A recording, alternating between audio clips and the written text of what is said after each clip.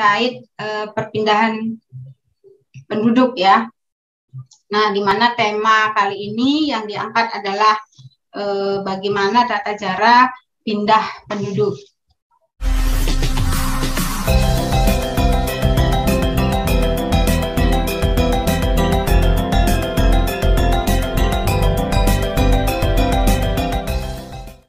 Malam-malam jaga bersama di gardu, minum kopi sambil menghisap cerutu. Nah, ini khasnya bapak-bapak nih. Dengan program Desa Berdaya Kampung Madu, Desa Kemelagi semangat terus maju.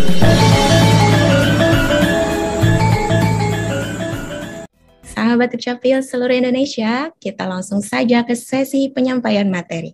Pada hari ini kita akan mendapatkan ilmu yang sangat bermanfaat dari narasumber yang luar biasa dan ahli di bidangnya. Beliau merupakan analis kebijakan ahli media pada Direktorat Pendaftaran Penduduk Ditjen Dukcapil, yaitu Ibu Dr. Niluh Mertasi, MSI, yang akan menyampaikan materi dan menjawab pertanyaan sahabat Dukcapil mengenai tata cara pindah penduduk di dalam negeri dan ke luar negeri.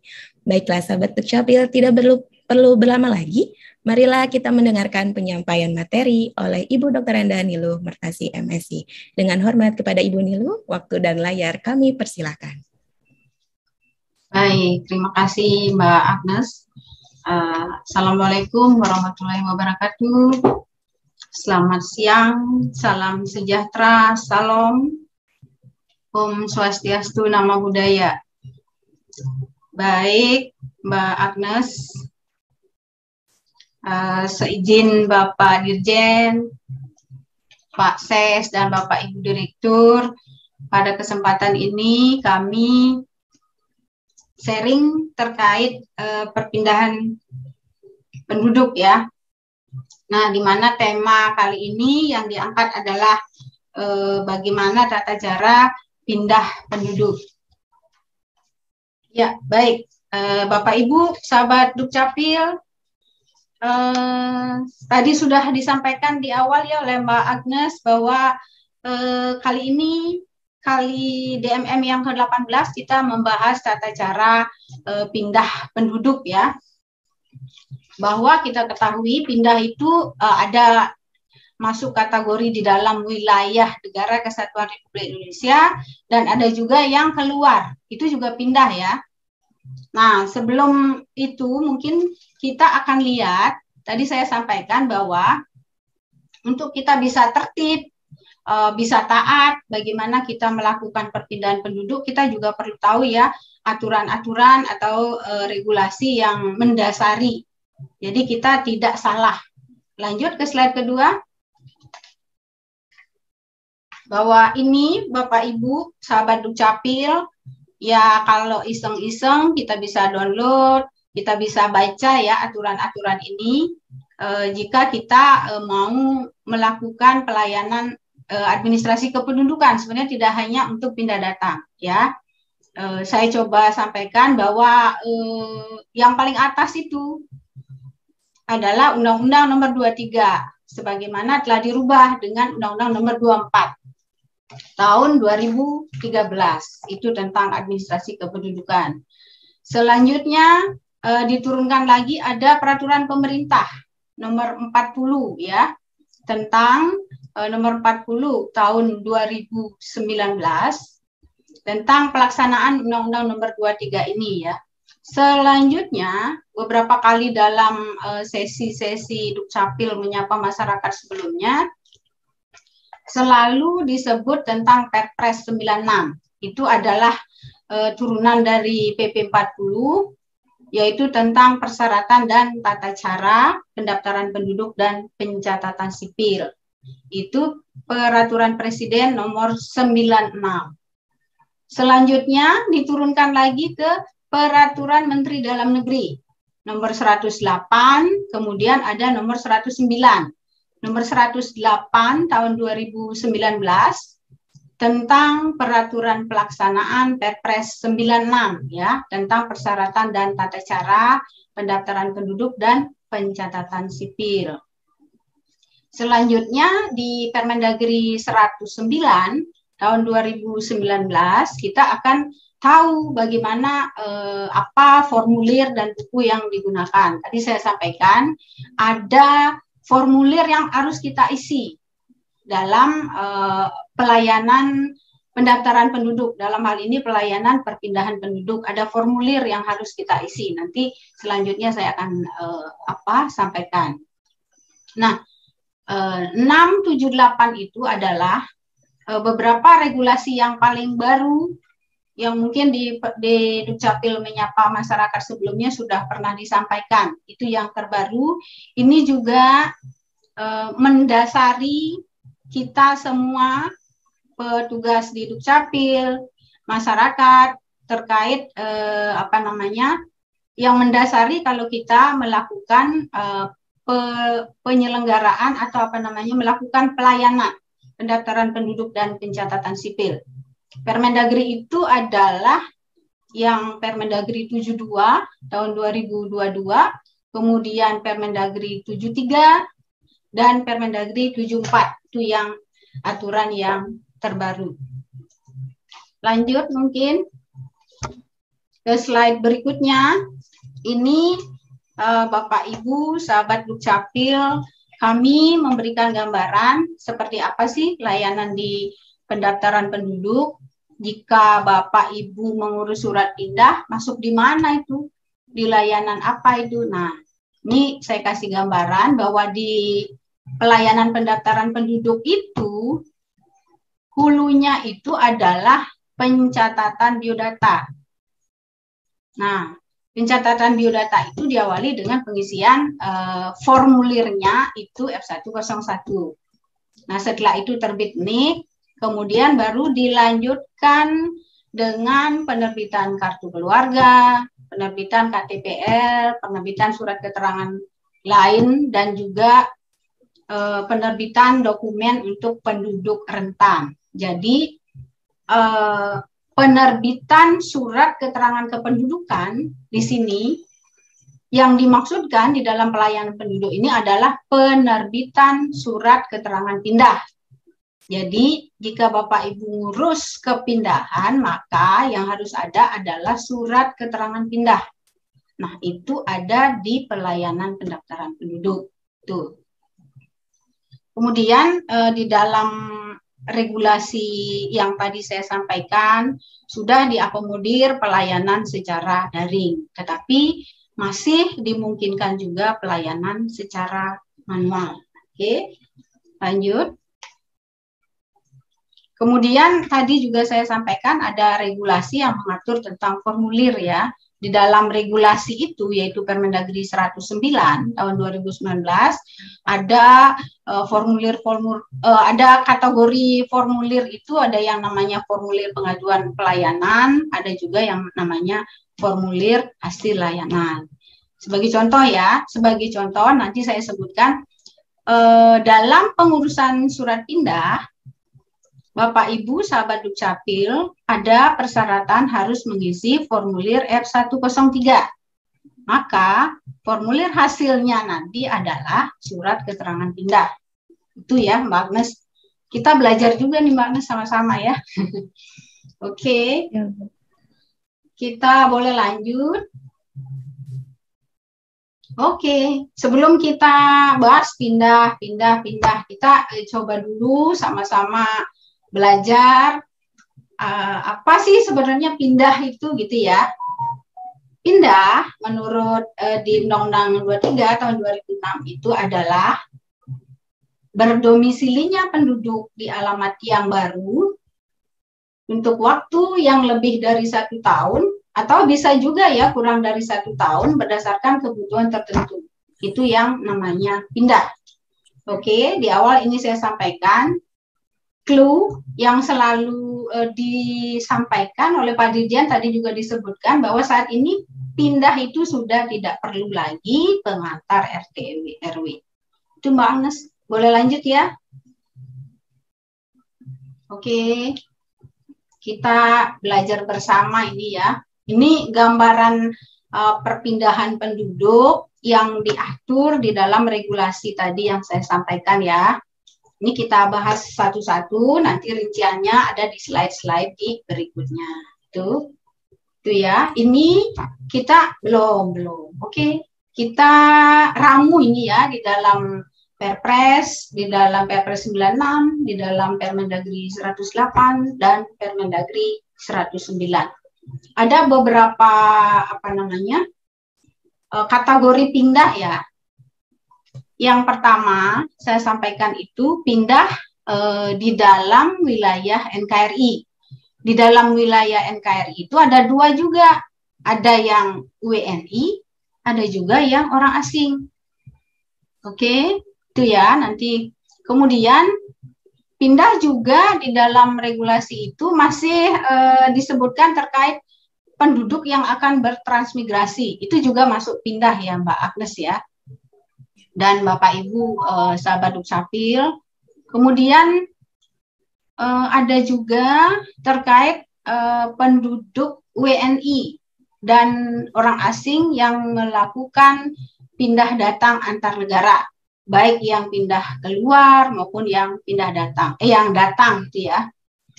Oke, kemudian yang nanti juga akan kita bahas karena banyak juga pertanyaan-pertanyaan dari daerah, bagaimana orang asing bila melakukan perpindahan. Kita lihat dulu ya, jangan dilanjutkan dulu slide-nya. Dari ketiga ramuan regulasi itu, ini intisarinya bahwa klasifikasi pindah itu ada juga Mbak Agnes. Kadang kan kita nggak paham pindah, padahal kita harus tahu juga itu ya. Pindahnya apakah dalam satu desa atau kelurahan ya Mbak Agnes, atau juga bisa disebut dengan nama lain ya. Kalau di Bali misalnya itu ada namanya Banjar, kalau di Aceh mungkin Gampong itu ada itu ya. Jadi itu salah satu klasifikasi pindah juga Mbak, itu masih dalam satu kecamatan. Berikutnya antar desa atau kelurahan ya Mbak Agnes dan Bapak Ibu sahabat Dukcapil, antar desa atau kelurahan atau yang disebut dengan nama lain, tetapi ini masih dalam satu kecamatan, itu juga pindah. Kemudian ada yang antar kecamatan ya, antar kecamatan, misalnya kalau di Jakarta ya, dari kecamatan Duren Sawit misalnya ke kecamatan Pasar Rebo, tetapi itu masih dalam satu kota ya, dari satu kota madya Jakarta Timur, satu kota. Kemudian yang keempat adalah antar kabupaten kota, tetapi masih dalam satu provinsi. Contoh ya, dari Jakarta Timur ke Jakarta Selatan, mesti DKI ya. Kalau di Banten misalnya dari Cilegon ke Tangerang gitu. Oke. Yang terakhir adalah antar provinsi. Kenapa ini saya sampaikan? Karena nanti perlakuannya berbeda, Mbak Agnes. Ada yang harus diterbitkan surat keterangan pindah, ada yang memang bisa langsung dirubah dokumen kependudukannya tanpa harus diterbitkan surat keterangan pindah terlebih dahulu. Itu Bapak Ibu sahabat Dukcapil. Selanjutnya kami juga intisarikan di dalam 3 regulasi itu bahwa pendaftaran perpindahan penduduk dilakukan dengan penerbitan SKP. Nah, SKP ini kan surat keterangan pindah ya Bapak Ibu sahabat Dukcapil. Nah, nanti kita lihat klasifikasi mana yang harus diterbitkan surat keterangan pindah dan klasifikasi mana yang tidak perlu gitu ya. Oke. Nah, ini juga selalu kita dengar bahwa pindah itu tidak perlu pengantar RT RW, hanya menunjukkan kakak. Itu juga sebenarnya sudah diatur di dalam aturan-aturan yang tadi saya sampaikan ya. Nah, kenapa tadi juga saya singgung, kenapa kita harus tahu sih aturan-aturan ini? Nih, karena dengan surat keterangan pindah, dengan mengisi formulir F103, nanti akan ketahuan ya Mbak, siapa saja yang pindah. Apakah hanya kepala keluarga, apakah hanya kepala keluarga dengan sebagian anggota keluarganya, apakah hanya anggota keluarganya saja, nanti itu akan berimplikasi terhadap HK yang akan diterbitkan. Itu yang tadi disampaikan Pak Dirjen di awal ya. Oke, kemudian untuk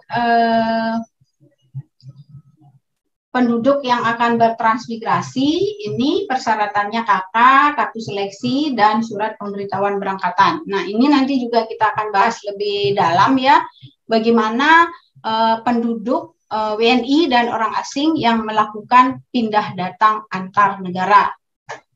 Kemudian kalau WNI, warga negara Indonesia yang akan pindah ke luar negeri harus lapor kah? Iya, harus lapor. Karena dengan Bapak Ibu melapor nanti akan diterbitkan yang namanya surat keterangan pindah luar negeri. Tuh. Kemudian bagaimana jika WNI datang dari luar wilayah NKRI dan menetap? Ya harus lapor. Ya, dan untuk lapor itu ada persyaratannya.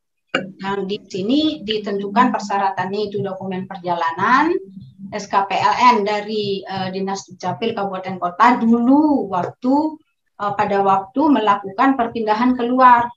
Kemudian bagaimana orang asing yang datang, apa persyaratannya jika akan pindah atau menetap di Indonesia. Nah, tentunya adalah dokumen perjalanan dan kartu izin tinggal terbatas yang diterbitkan oleh imigrasi. Itu Bapak Ibu yang mungkin nanti kita singgung di slide-slide berikutnya lebih jauh. Lanjut Mbak Agnes. Oke, ini kita akan membahas lebih detail lagi kategori perpindahan penduduk di dalam wilayah NKRI ya, di dalam wilayah NKRI.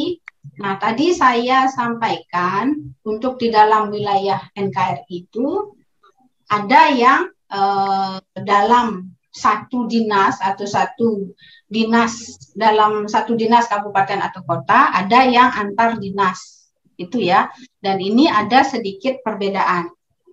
Nah, untuk perpindahan WNI di dalam satu kabupaten kota, maka ini yang harus Bapak Ibu pahami ya.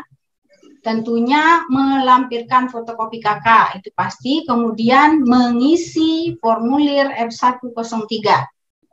Ya, ada beberapa ketentuan di dalam aturan-aturan terbaru yang harus Bapak Ibu pahami bahwa jika Bapak Ibu atau sahabat Dukcapil melakukan perpindahan, walaupun di dalam satu dinas kabupaten kota, jika Bapak Ibu menumpang atau menyewa rumah, bukan rumah sendiri, maka harus dilengkapi dengan surat pernyataan tidak keberatan dari pemilik rumah. Itu ya. Itu yang hal baru yang harus Bapak Ibu ketahui jika mau pindah. Karena kalau tidak ada hal ini, banyak sekali permasalahan-permasalahan yang kami terima ya. Selanjutnya, ada syarat juga yang harus Bapak Ibu ketahui bahwa dalam hal, saya ke F dulu ya. Oke, saya balik. Setelah ada salah satu persyaratan menyerahkan surat pernyataan tidak keberatan dari pemilik rumah, kemudian WNI itu mengisi formulir F103. Nah, karena dalam satu kabupaten kota ini, maka setelah formulir dan persyaratannya diverifikasi oleh petugas di Dinas Dukcapil Kabupaten Kota itu, maka Dinas atau Dinas Dukcapil harus melihat di dalam di dalam formulir itu siapa yang pindah, apakah kepala keluarga atau hanya sebagian anggota keluarga atau semua kepala keluarga dan seluruh anggota keluarga. Maka ketentuannya adalah Dinas Dukcapil Kabupaten Kota akan menerbitkan KK, kartu keluarga dengan nomor KK tetap. Ini ya, nomor KK tetap, karena ini untuk nomor KK ini akan sangat berpengaruh terhadap pelayanan publik. Jika yang pindah itu kepala keluarga tidak pindah, maka nomor KK-nya akan tetap. Itu ya, saya ulangi, jika kepala keluarga tidak pindah. Kemudian Dinas Dukcapil akan menerbitkan KK dengan nomor KK baru apabila keluarganya pindah, nomor KK-nya baru nih, tapi anggota keluarga tidak pindah. Artinya nomor KK yang lama dibawa nomornya oleh kepala keluarga yang pindah. Selanjutnya, dalam hal anggota keluarga yang tidak pindah dan tidak memenuhi syarat menjadi kepala keluarga, maka ditumpangkan ke kartu keluarga lainnya dan diterbitkan kartu keluarga karena menumpang. Ini juga hal baru ya yang Bapak Ibu perlu kita ketahui bersama. Nah, ini sering juga menjadi permasalahan bahwa Dinas Dukcapil harusnya menarik dokumen kependudukannya, dalam hal ini KTPL, KIA bagi penduduk yang sudah pindah dan menggantinya dengan alamat yang baru. Ini karena di dalam satu dinas atau satu kabupaten kota. Kemudian dinas menerbitkan KK bagi penduduk yang pindah dengan alamat yang baru. Nah, ini juga menjadi clue-nya juga bahwa karena pindah di dalam satu kabupaten kota, maka tidak diterbitkan surat keterangan pindah, artinya langsung diterbitkan dokumen kependudukan yang baru dengan alamat yang baru. Itu selanjutnya masih dalam perpindahan penduduk, masih dalam wilayah NKRI. Bagaimana jika penduduk itu pindah tetapi antar kabupaten kota? Nah, dalam hal ini ada dua dinas, yaitu Dinas Dukcapil di daerah asal dan Dinas Dukcapil di daerah tujuan. Perbedaannya dengan yang tadi bahwa di sini kalau antar kabupaten kota, maka di daerah asal itu diterbitkan surat keterangan pindah WNI atau SKP WNI. Dan hal lainnya adalah Dinas Dukcapil di sini tidak menarik KTP atau dokumen kependudukan warga yang akan pindah karena nanti akan ditarik di daerah tujuan. Itu Bapak Ibu sahabat Dukcapil. Selanjutnya bagaimana jika di daerah tujuan? Boleh kita lanjut ke slide berikutnya. Bagaimana jika di daerah tujuan? Oke, lanjut. Nah, ini jika perpindahan penduduk dalam wilayah NKRI, tetapi kita sudah ada di daerah tujuan, ya. Nih, misalnya kita sudah ini antar kabupaten kota ya, dari Cilegon ke Tangerang. Ini sudah di Tangerang nih. Maka apa yang harus kita perhatikan? Dalam hal ini penduduk atau masyarakat itu menyerahkan surat keterangan pindah ya. Sama perlakuannya ini di sini ditambahkan bahwa dalam hal penduduk tersebut menumpang KK, menyewa rumah atau mengontrak, maka perlu menyerahkan surat pernyataan tidak keberatan dari pemilik rumah di tempat tujuan. Itu kemudian di sini penduduk atau masyarakat menyerahkan KTPL atau dokumen kependudukan yang dengan alamat lama untuk diterbitkan dokumen kependudukan yang baru dengan alamat baru oleh dinas di daerah tujuan, gitu ya. Ada juga ketentuan di sini yang mengatakan bahwa bisa juga diakomodir dalam hal penduduk atau warga negara mau pindah, tapi belum mengurus surat pindah, tapi sudah berada di daerah tujuan, maka dimungkinkan untuk dibantu oleh Dinas Dukcapil di daerah tujuan untuk pengurusan surat keterangan pindahnya. Namun kami sarankan ya di sini namanya juga kita mau ngurus dokumen kependudukan sendiri, ya kalau bisa sebelum pindah ya urus dulu lah surat keterangan pindahnya, seperti itu. Tuh boleh lanjut ya Mbak Agnes. Oke, kita sekarang beralih bagaimana orang asing ya jika melakukan perpindahan penduduk. Sama sebetulnya seperti dengan WNI ya. jika dalam satu kabupaten kota, juga bagaimana jika pindah antar kabupaten kota. Tentunya yang membedakan di sini adalah persyaratannya. Kalau WNI itu hanya kakak saja dan mengisi formulir F103.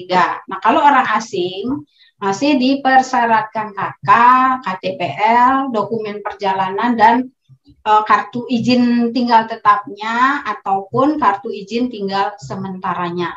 Itu di ketentuan masih diatur seperti itu. Nah, penjelasannya atau tata caranya sama ya, mengisi formulir F103, kemudian melampirkan itu fotokopi KK, KTPL, dokumen perjalanan, dan kartu izin tinggal tetap.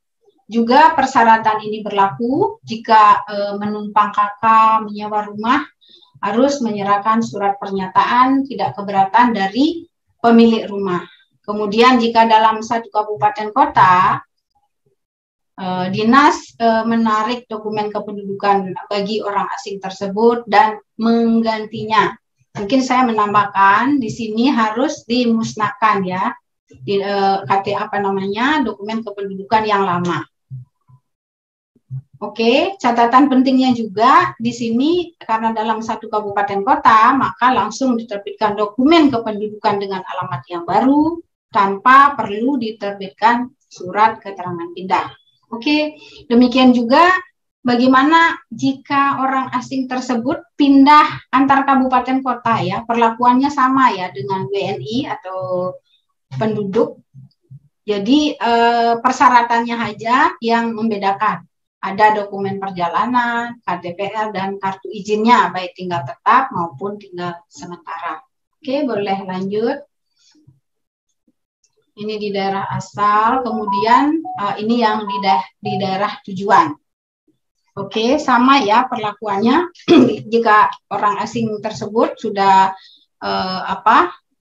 pindah, sudah membawa SKP, datanglah ke daerah tujuan, maka dia harus menyerahkan surat keterangan pindah, kemudian menyerahkan surat pernyataan tidak keberatan dari pemilik rumah jika menyewa rumah atau mengontrak. Kemudian menyerahkan dokumennya yang lama, KTPL, KIA, dan diterbitkan dengan dokumen kependudukan dengan alamat yang baru. Itu boleh lanjut. Ini sama yang tadi saya sampaikan, orang asing yang dilayani untuk perpindahan penduduk adalah orang asing yang memiliki kartu izin tinggal tetap dan kartu izin tinggal sementara.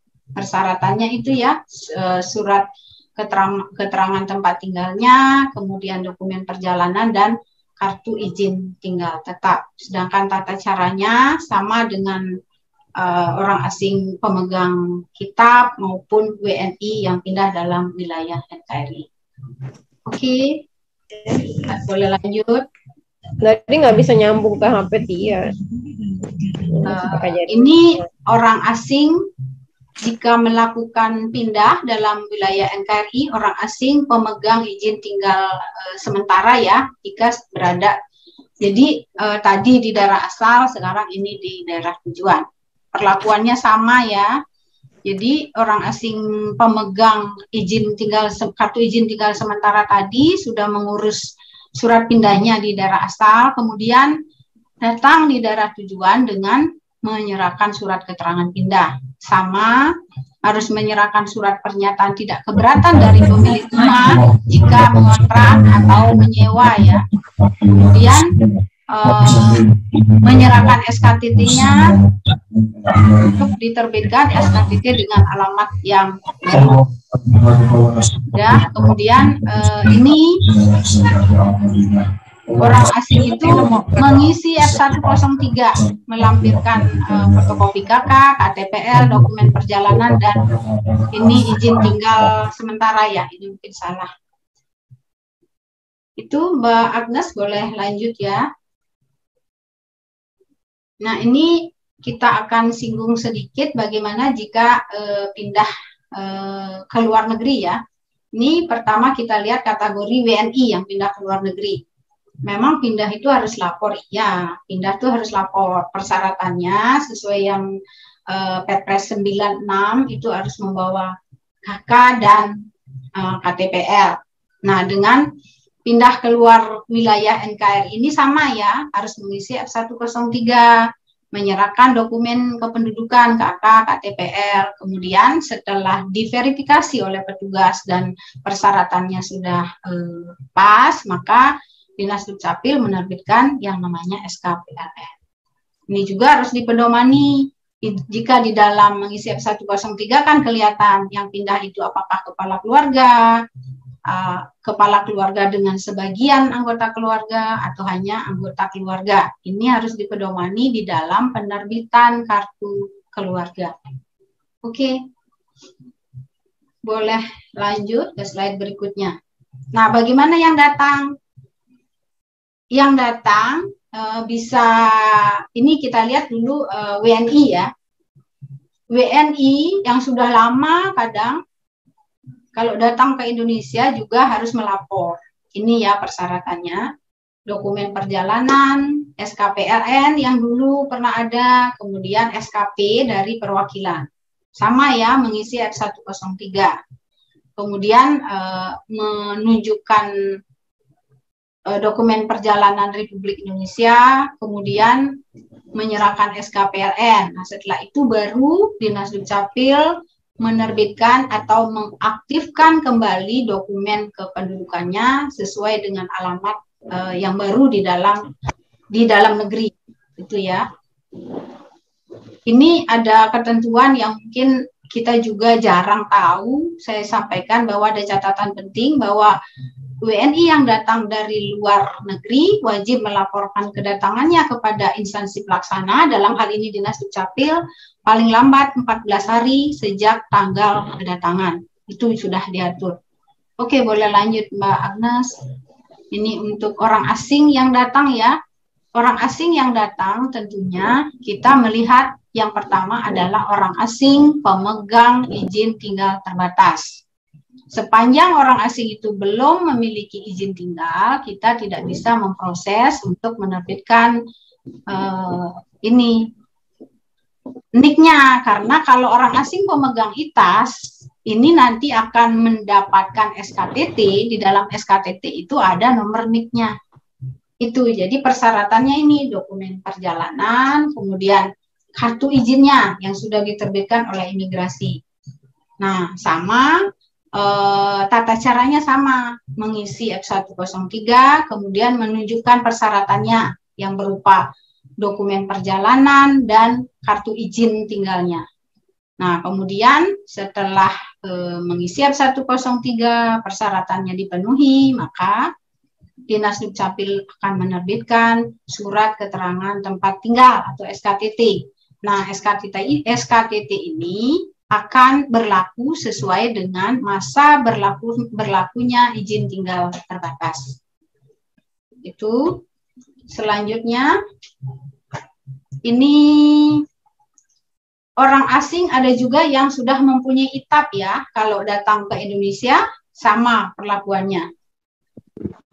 Yang terjadi, yang sering terjadi adalah orang asing pemegang ITAP tapi tidak melapor. Nah, itu ya, itu yang sering terjadi. Nanti kalau sudah mau melakukan pelayanan publik, sudah lama baru melapor. Itu sih. Oke. Nah, tugas kita bersama, kalau di daerah mungkin ada yang namanya tim pora. Mungkin salah satu tugasnya, kita juga belum koordinasi lebih lanjut ini, apakah ini menjadi salah satu tugas tim pora yang di daerah, bagaimana orang asing itu jika sudah memiliki izin tinggal terbatas atau izin tinggal tetap, maka seharusnya segera melapor ke Dinas Dukcapil untuk diterbitkan dokumen kependudukannya. Oke, lanjut bisa Mbak Agnes. Ini saya tadi sarikan ya apa yang tadi disinggung, jika pindah hanya kepala keluarga, anggota keluarga, saya coba poinkan dengan beberapa jenis kepindahan. Jadi, jika kepala keluarga saja yang pindah, maka nomor KK nomor KK-nya adalah tetap. Nah, sekarang bagaimana anggota keluarga yang tidak pindah itu harus dipastikan apakah dibuatkan KK baru atau menumpang KK. Jika yang pindah kepala keluarga dan seluruh anggota keluarga, maka nomor KK-nya sudah pasti tetap ya. Kemudian jika yang pindah kepala keluarga dan sebagian anggota keluarga, maka nomor KK-nya tetap. Tapi bagi anggota keluarga yang tidak pindah, ada dua alternatif buat KK baru atau numpang KK. Kemudian bagaimana jika yang pindah hanya anggota keluarga saja? Maka bisa buat KK baru atau menumpang KK. Itu boleh dilanjutkan, Mbak Agnes.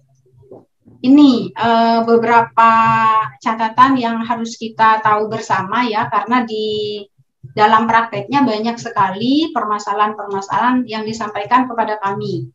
Nah, tadi saya sampaikan bahwa kenapa kita harus paham aturan tata cara di dalam melakukan perpindahan.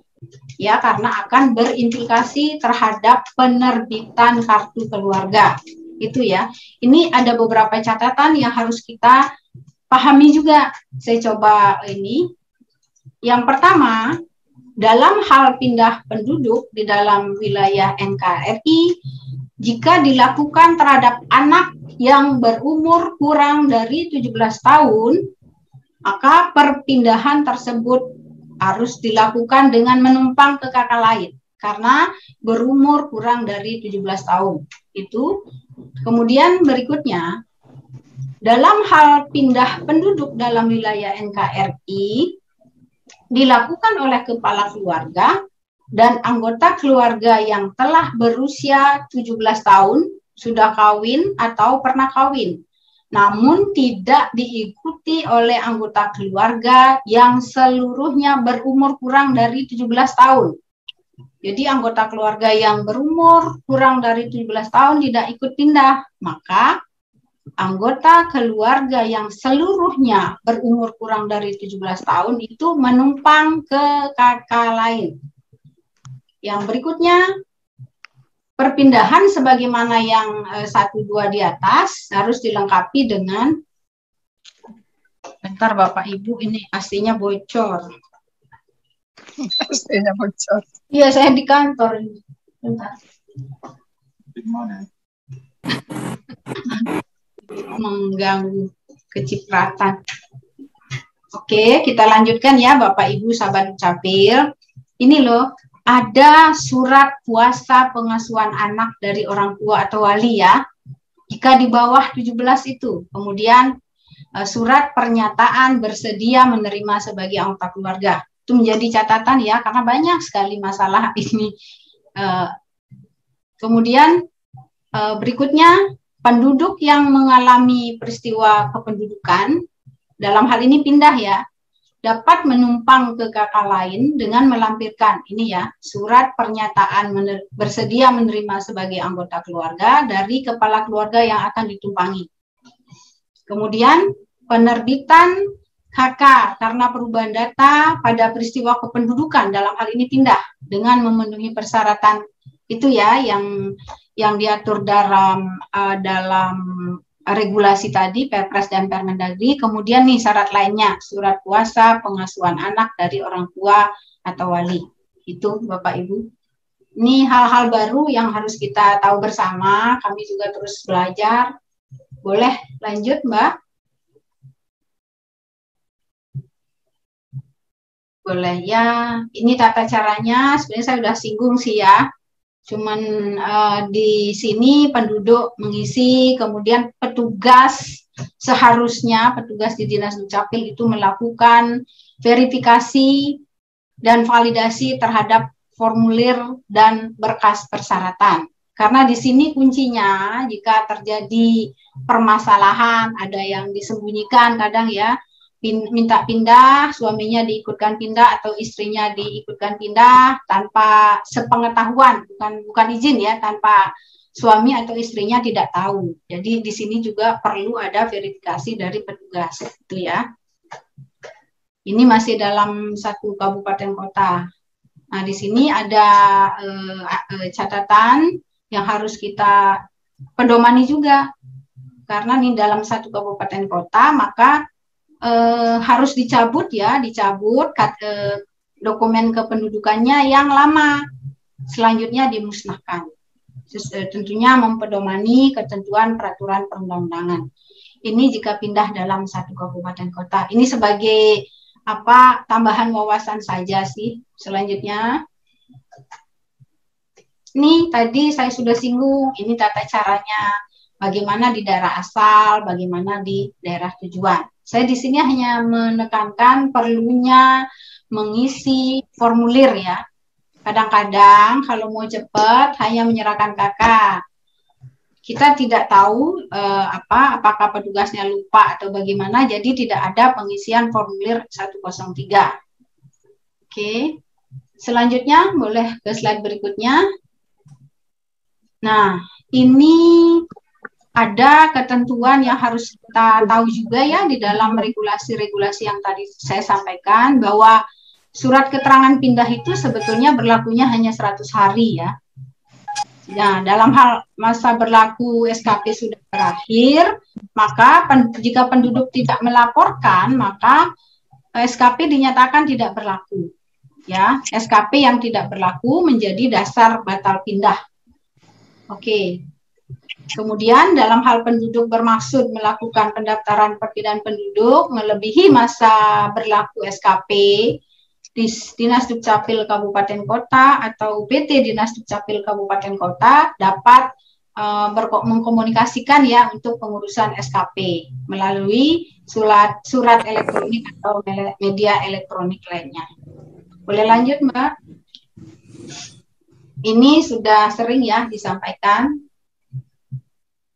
Jika sudah berada di daerah tujuan, boleh dibantu ya, tetapi pada kesempatan ini kami juga menghimbau, Mbok ya kita mau pindah ya urus dulu lah surat pindahnya gitu. Ya walaupun di aturan memang diakomodir itu ya. Kemudian boleh lanjut ya Mbak. Ini mungkin intisarinya juga sih, pendaftaran penduduk WNI dan orang asing yang melakukan pindah datang antar negara. Oh ya, ini adalah hal baru sebetulnya ya. WNI yang pindah ke luar negeri, kemudian WNI yang datang, orang asing yang datang dengan izin tinggal terbatas, kemudian orang asing. Ini orang asing dengan izin tinggal terbatas dan izin tinggal tetap yang akan pindah. Ya, seharusnya lapor juga. Ada beberapa pertanyaan pernah saya terima, kalau nggak salah dari Kota Denpasar itu. Jadi orang asing yang akan pindah, dia pemegang ITAS atau ITAP, dia sudah punya SKTT dan punya KTPL. Jika dia pindah, Dukcapil ngapain? Itu ada pernah pertanyaan dari Kota Denpasar seperti itu ya. Kemudian WNI yang di luar negeri pun jika akan pindah ke negara lain, seharusnya melapor juga ya ke perwakilan RI di negara tersebut. Itu Mbak Agnes, boleh lanjut. Yang ini boleh lanjut ya Mbak. Baik, nah yang ini menjadi catatan juga ya, sebenarnya tadi saya sudah singgung, karena di prakteknya banyak KTP yang sudah ditarik di daerah asal ya, sebetulnya harusnya ditarik di daerah tujuan. Kemudian nomor KK, banyak juga yang mempertanyakan ya, nomor KK-nya itu berlaku untuk selamanya jika kecuali terjadi perubahan kepala keluarga. Oke, lanjut Mbak. Yang ini formulir sebelum F103 yang tadi saya sampaikan, ada formulir yang namanya F102. Ini juga harus diisi jika Bapak Ibu mau pindah. Nah, di sini ada pilihan untuk pindah datang. Ini ya. Oke, selanjutnya slide ke-28 saja, yang 28. Oke, ini yang tadi saya sampaikan bahwa kita harus nih ya mengisi yang namanya formulir F103. Karena kalau mengisi formulir F103 akan jelas kelihatan klasifikasi perpindahan, kemudian alamat pindah atau alamat di daerah tujuan. Kemudian jenis kepindahan ya, yang pindah kepala keluarga dan sebagian anggota keluarga, kepala keluarga dan seluruh anggota keluarga, atau hanya anggota keluarga saja yang pindah. Di sini akan jelas jika Bapak Ibu mengisi formulir F103 ya. Nah, ini nanti akan jelas bagaimana penerbitan KK barunya. Itu mungkin sementara itu Mbak Agnes, Bapak Ibu, sahabat Dukcapil yang bisa saya sharing, yang bisa saya sampaikan, mudah-mudahan bisa kita diskusi lebih lanjut. Terima kasih, saya akhiri ya Mbak Agnes, terima kasih.